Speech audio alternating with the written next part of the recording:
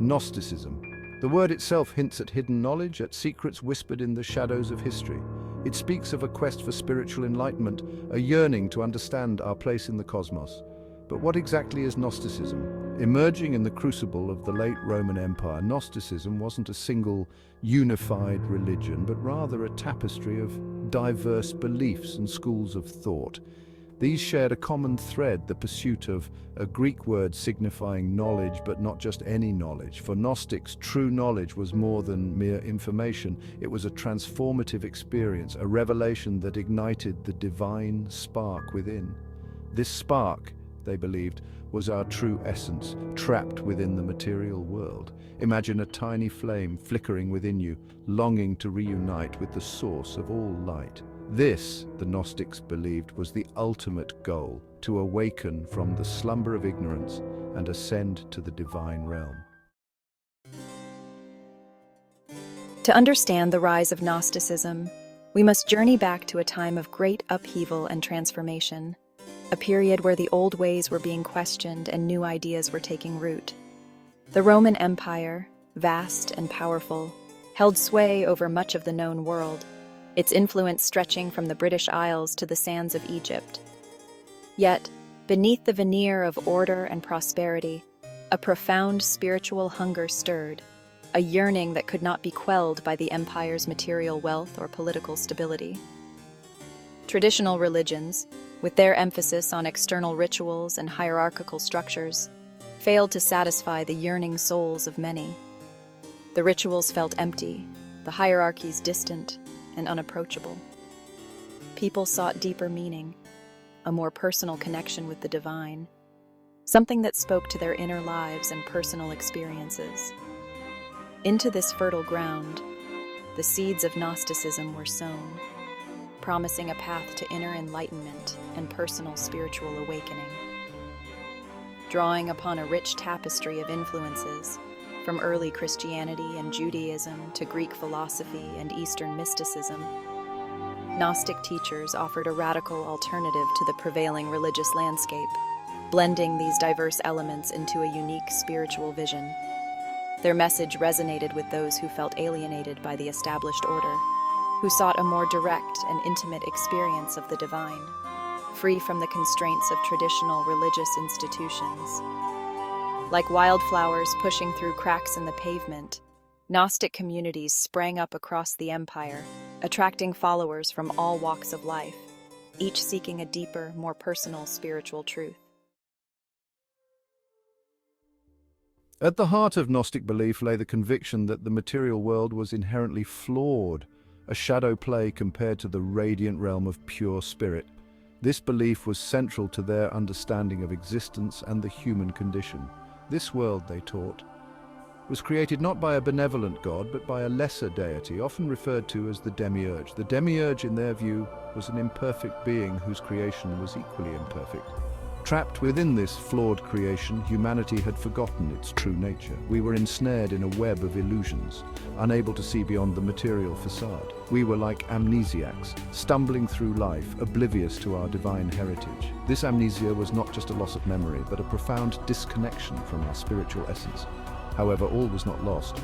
The Gnostics believed that within each of us lay a spark of the divine, a fragment of the true God. This spark was a beacon of hope, a reminder of our true origin. This spark, our true self, yearned to break free from the confines of the material world and return to its source. It was a call to liberation, a journey back to the divine. To achieve this, Gnostics emphasized the pursuit of the liberating knowledge that would shatter the illusions of the material world and awaken us to our true identity as spiritual beings. This knowledge was seen as this is the key to our spiritual emancipation. This knowledge, however, was not easily attained. It required dedication, introspection, and a willingness to look beyond the surface of reality.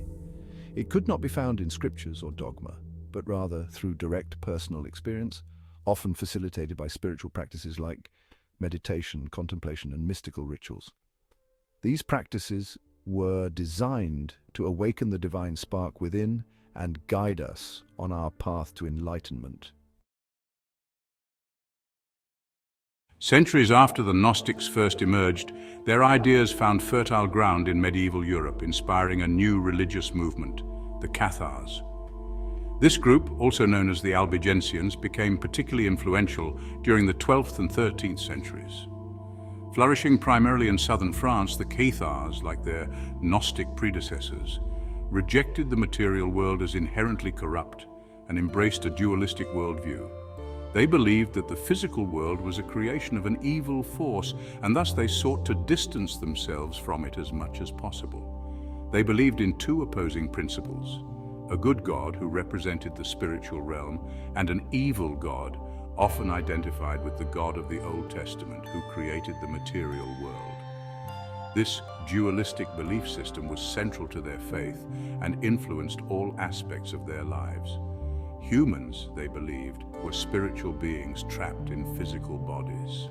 The soul, according to Cathar doctrine, was a divine spark that needed to be liberated from the prison of the flesh. The Cathars emphasized poverty, chastity, and non-violence, striving to live lives detached from the material world. They believed that by renouncing material possessions and bodily desires, they could purify their souls and achieve spiritual enlightenment. They rejected the authority of the Catholic Church, which they saw as corrupt and materialistic, and instead emphasized direct spiritual experience and personal revelation. The Cathars believed that true spiritual authority came from within, not from an external institution. The Cathars' beliefs and practices, seen as a threat to the established order, led to persecution by the Catholic Church. The Albigensian Crusade was launched to eliminate the Cathar heresy, resulting in widespread violence and the eventual suppression of the movement. Despite facing brutal repression, their ideas continued to resonate, whispering of a different path to salvation, one based on inner knowledge and spiritual purity. The legacy of the Cathars lives on, reminding us of the enduring human quest for spiritual truth and purity. While Gnosticism as a distinct religious movement faded from view centuries ago, its influence continues to reverberate through the corridors of Western thought and spirituality. Like underground streams, Gnostic ideas have resurfaced in various forms, shaping and inspiring numerous modern spiritual practices. One can discern echoes of Gnostic thought in the emphasis on personal experience and inner transformation, found in many New Age and esoteric traditions. The pursuit of self-discovery, the exploration of altered states of consciousness, and the belief in the interconnectedness of all things. These themes resonate with the core tenets of Gnostic thought. Similarly, the Gnostic emphasis on direct spiritual experience finds resonance in the mystical branches of various world religions.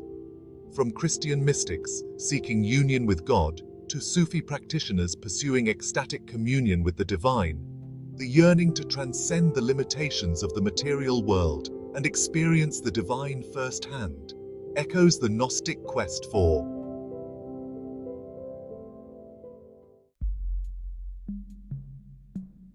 Beyond the realm of explicit religious practice, Gnostic ideas have also left their mark on Western philosophy, literature, and art. The Gnostic questioning of authority, their exploration of the nature of reality, and their emphasis on the transformative power of knowledge have continued to intrigue and inspire thinkers across the centuries.